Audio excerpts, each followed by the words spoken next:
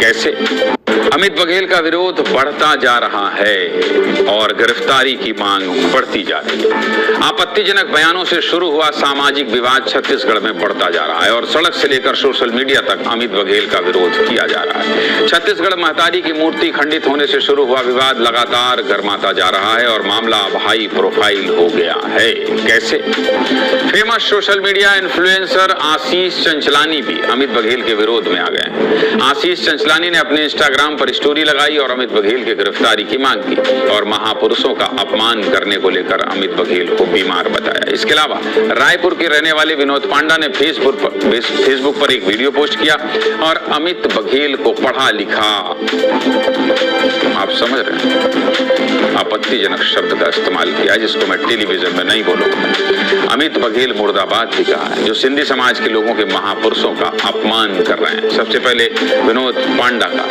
ये वीडियो आपको दिखा देता हूं, देखिए। आप संतों को नहीं छोड़ रहे हैं जो इस संसार में नहीं है, जिन्होंने आजादी की लड़ाई लड़ी देश के लिए। हेमू कालाड़ी जी ने सिर्फ सिंधी समाज के लिए लड़ाई नहीं लड़ी, पूरी देश के लिए लड़ाई लड़ते हुए शहीद हो गए।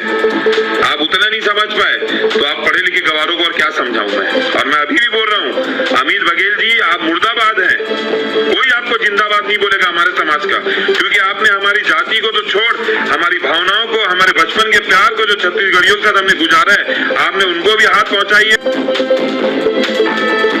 सोशल मीडिया पर अमित बघेल के खिलाफ बनाए जा रहे आपत्तिजनक वीडियो को लेकर जोहार छत्तीसगढ़ पार्टी ने थाने में शिकायत की। इन सब के बीच जेसीपी के अध्यक्ष अमित बघेल के खिलाफ अग्रवाल और सिंधी समाज समेत कई दूसरे समाज भी लामबंद हो गए हैं और अमित बघेल के खिलाफ कार्रवाई की मांग कर रहे हैं। अग्रवाल समाज के बैनर तले अग्रसेन चौक के पास 25 से ज्यादा समाज के लोगों ने धरना प्रदर्शन किया और महापुरुषों का अपमान करने के मामले में अमित बघेल पर रासुका के तहत कार्रवाई और गिरफ्तारी की मांग की। इसके साथ ही प्रदर्शन में शामिल हुए सभी समाज के लोगों ने 72 घंटे का अल्टीमेटम दिया है और कहा है कि अगर 72 घंटे के अंदर अमित बघेल के खिलाफ कार्रवाई नहीं हुई तो और बड़े स्तर पर प्रदर्शन किया जाएगा और जरूरत पड़ने पर छत्तीसगढ़ बंद का ऐलान भी किया जाएगा। हमारे सहयोगी खोमन साहू ने सिंधी और अग्रवाल समाज के लोगों से बातचीत की। जरा खोमन की रिपोर्ट दिखाता हूँ, देखिए।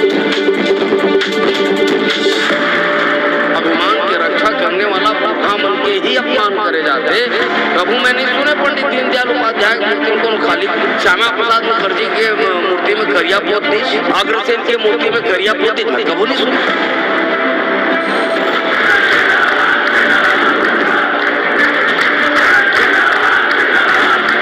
सिंधी समाज ने 72 घंटे का अल्टीमेटम दिया। तमाम जो पदाधिकारी हैं, प्रदेश अध्यक्ष हैं, वो मौजूद हैं। जो साधु संतों और देवी देवताओं के बारे में अपशब्द कहे गए हैं, अमित बघेल की गिरफ्तारी हो, समाज की इतनी ही मांग है। 72 घंटे के अंदर अगर निर्णय नहीं हुआ तो ये एक बहुत बड़ी बैठक का रूप ले सकता है। बहुत बड़ा षड्यंत्र है छत्तीसगढ़ की शांत फिजा में जहर घोलने का। थोड़े से कठोर उनके ऊपर कार्रवाई, राष्ट्रद्रोह का उनके ऊपर केस ना दे। पूरे हिंदुस्तान में FIR हो गई। छत्तीसगढ़ की जनता भी चाहती है कि अमित बघेल की गिरफ्तारी हो, अमन चैन कायम हो छत्तीसगढ़। अमित बघेल जी की गिरफ्तारी हो और जो सही न्याय है वो हो। हम लोग कार्रवाई चाहते हैं, पुलिस प्रशासन अरेस्ट नहीं कर पा रहा है। ये सनातन धर्म को, हिंदू धर्म को तोड़ने की कुछ लोगों की कुछ से साजिश है, इसको हम सफल नहीं होने देंगे। जो अमित बघेल जी ने स्टेटमेंट दिया समाज के विरुद्ध, ये बहुत ही गलत है। किसी भी महाआराध्य को गाली देने का अधिकार किसी को नहीं है।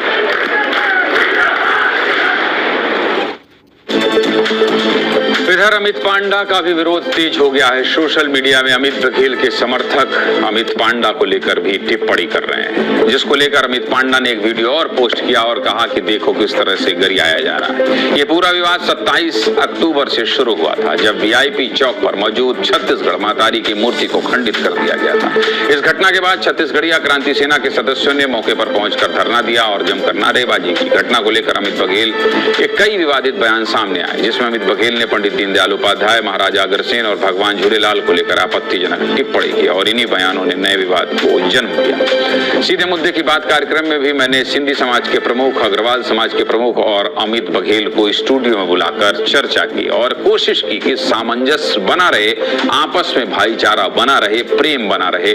लेकिन यहाँ भी बहुत हद तक संतुष्ट लोग दिखाई नहीं दिए। सिंधी समाज और अग्रवाल समाज के विरोध के बीच सर्व छत्तीसगढ़िया समाज की सुंदरनगर में बैठक हुई है। इसमें छत्तीसगढ़िया क्रांति सेना और जेसीपी के नेता भी मौजूद रहे। इस बैठक में अमित बघेल के खिलाफ दर्ज एफआईआर का विरोध किया गया, साथ ही एक महारैली निकालने का ऐलान भी किया गया। हालांकि जेसीपी के नेता इस पूरे मामले पर कुछ भी बोलने से बच रहे हैं, अभी वो अपनी रणनीति बना रहे हैं। लेकिन मैं रवि मीरी के पास चलूंगा और रवि, चूंकि जब ये विवाद जन्मा था उसके बाद हम आप सब ने मिलकर एक कोशिश की थी कि छत्तीसगढ़ की जो शांत फिजा है उसमें किसी तरह से नफरत ना घुल सके, लेकिन ये मामला धीरे धीरे लगता है बढ़ता ही जा रहा है। रवि ज्ञानी जी, देखिए लगातार सामाजिक भेद का जो मामला है वो छत्तीसगढ़ में देखने को मिल रहा है और सिंधी समाज, अग्रवाल समाज लगातार अमित बघेल के खिलाफ अपना प्रदर्शन करने की तैयारी में है, क्योंकि गिरफ्तारी अब तक हुई नहीं है, एफआईआर दर्ज हो चुकी है। और दूसरी तरफ सर्व छत्तीसगढ़िया समाज की लगातार बैठक हुई, कल भी बैठक हुई थी। कल की बैठक में कई प्रस्ताव लाए गए थे और उसके बाद आज फिर बैठक हो रही है। आज की बैठक में निर्णय लिया जाएगा कि अमित बघेल आगे क्या करने वाले हैं। अमित बघेल जो भी करेंगे वो सर्व छत्तीसगढ़िया समाज के आदेश पर, निर्देश पर वो करेंगे। इसके लिए रणनीति बनाई जा रही है और एक बात तो स्पष्ट समझ में आ रहा है कि ये मामला जब तक शांत नहीं होगा तब तक छत्तीसगढ़ की शांत फिजा ठीक नहीं होगी, क्योंकि छत्तीसगढ़ की जो शांत फिजा है वो लगातार दूषित करने की कोशिश की जा रही है और प्रभावित होने की कोशिश की जा रही है। तो इसको ठीक करना बहुत जरूरी है ज्ञानंद जी, क्योंकि ये जो विवाद है ये लगातार बढ़ते जा रहे हैं। इसको जल्दी से जल्दी, इसमें मुझे लगता है कि सर्व समाज को एक साथ बैठ के निर्णय लेना चाहिए ताकि ये विवाद आगे ना बढ़े, क्योंकि हम सभी एक साथ रहते हैं, एक साथ व्यापार करते हैं, एक साथ खाना खाते हैं। तो अगर ये इस तरह से विवाद बढ़ता जाएगा तो आने वाले समय में ज्यादा दिक्कत छत्तीसगढ़ में उत्पन्न हो सकती है ज्ञानंद जी। इसीलिए बैठक कल आज जो हो रही है, इस बैठक का कल जब प्रेस कॉन्फ्रेंस होगा तब समझ में आएगा कि सर्व छत्तीसगढ़ कोई बातचीत होगी तब भी हम इस खबर पर लगातार बने रहेंगे रवि। और निश्चित तौर पर आपने कितनी अच्छी बात कही कि छत्तीसगढ़ को शांत कैसे किया जाए, इस दिशा में सबका रोल होना चाहिए। इस दिशा में हमारा आपका भी प्रयास होना चाहिए, जो हम आप लगातार कर रहे हैं कि भाई आप बैठक कीजिए, अपनी रणनीति बनाइए, हम वो भी दिखाएंगे चलाएंगे, लेकिन जो विरोध हो रहा है वो भी दिखाएंगे चलाएंगे कि पूरे देश में किस तरह से वातावरण बदल रहा है। बहुत बहुत धन्यवाद रवि आपका।